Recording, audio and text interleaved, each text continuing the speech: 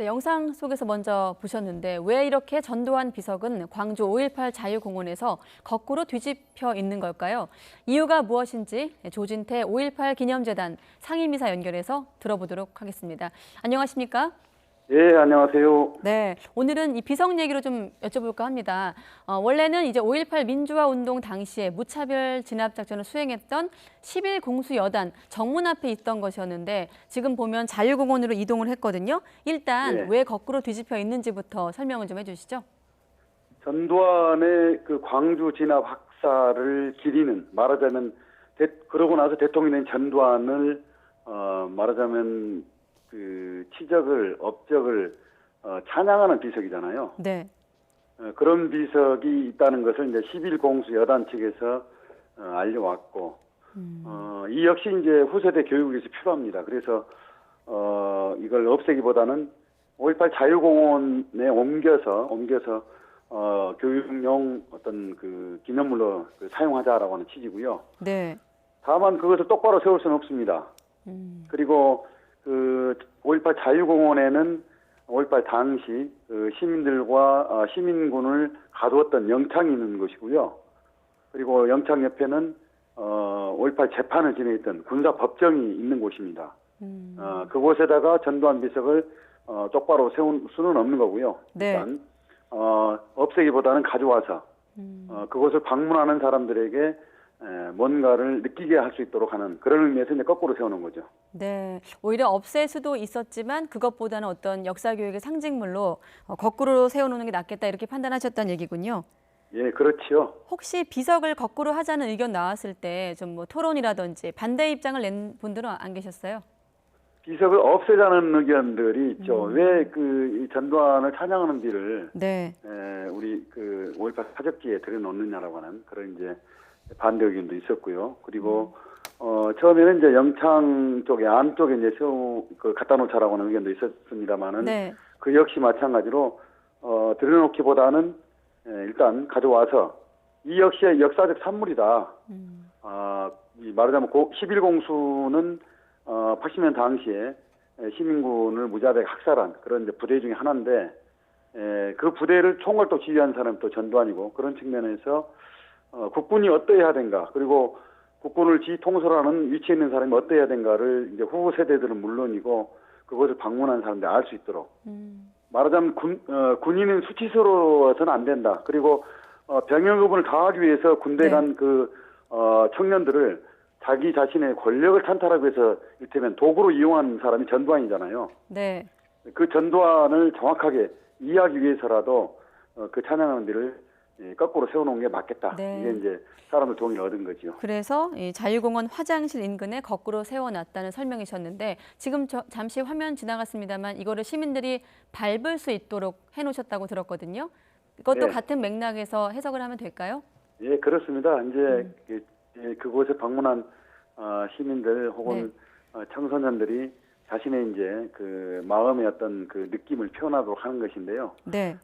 지금은 이제 그렇게 두지만 이후에는 이것을 좀 더 어떻게 그 방문한 사람들에게 무엇으로 어떻게 전달할 수 있도록 할지에 대해서는 한 번 더 고민해서 적절한 방법을 또 찾아야 한다고 그렇게 판단합니다. 네. 이런 결정에 대해서 시민들은 어떻게 반응하고 있습니까? 뭐라고 말씀들 하시나요? 광주 시민들.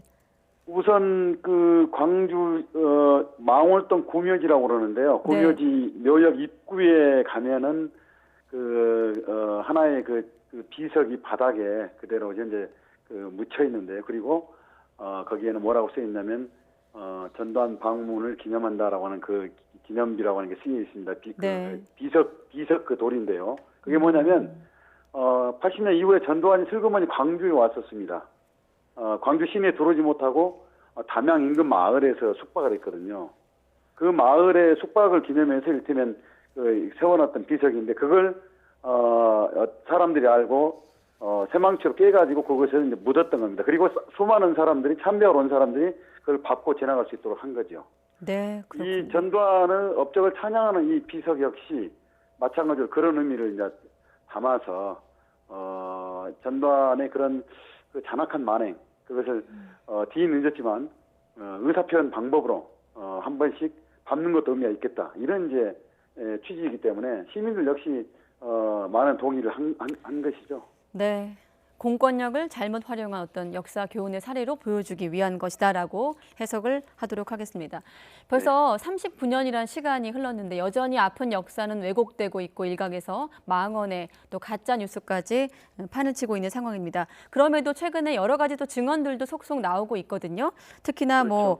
광주를 표적으로 전두환 씨가 선택을 했고 발포가 아닌 사살 명령을 내렸다. 이런 사실들이 지금 나오고 있는데 어떻게 평가하십니까? 5.18 진상규명 문제는 지금 우리 대한민국 민주주의적 과제 중 하나입니다. 예. 대한민국 우리나라 이제 민주공화제로서의 국가적 면모를 갖추고 있는데, 민주주의가 혹은 인권이 더욱 발전하고 성숙하려면 5.18 진상규명 문제는 반드시 풀고 넘어갈 문제고요. 왜 그러냐면, 그동안에 정부 차원에서 몇 차례 진상규명 노력이 있었어요. 그럼에도 불구하고 10일간의 당시 현장에서 벌어졌던 많은 일들이, 끔찍한 사건들이 다 덮여버렸어요. 그리고 그 최정점에는 전두환이 있는 겁니다.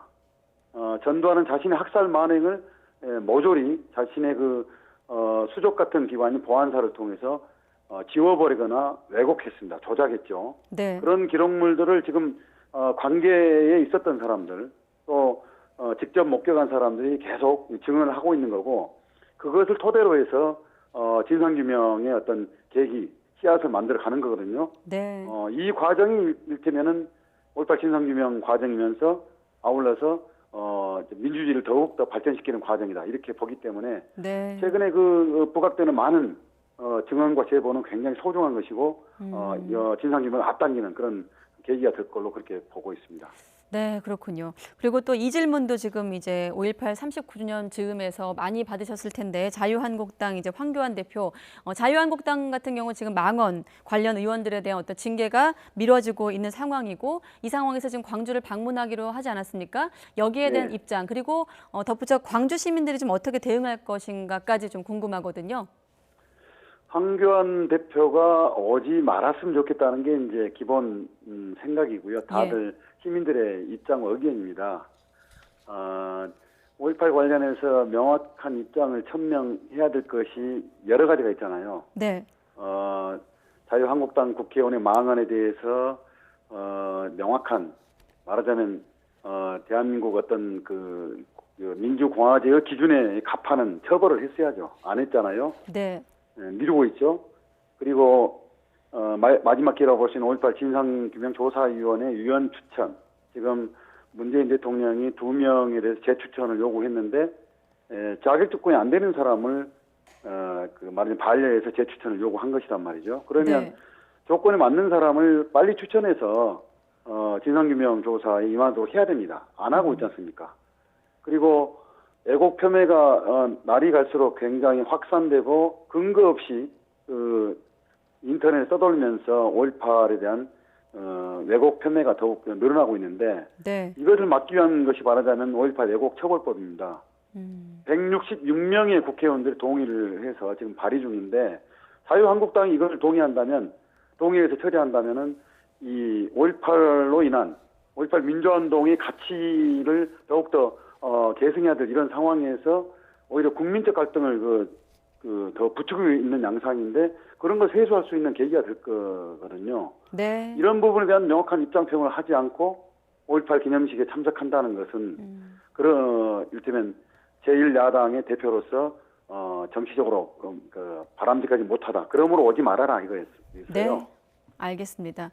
왜 전두환 비석을 거꾸로 세워놓고 시민들이 한 번씩 밟아야 하는지 그 속에 담겨있는 광주 민심의 함의까지 들어봤습니다. 네, 조진태 5.18 기념재단 상임이사였습니다. 이사님 오늘 고맙습니다. 예, 감사합니다.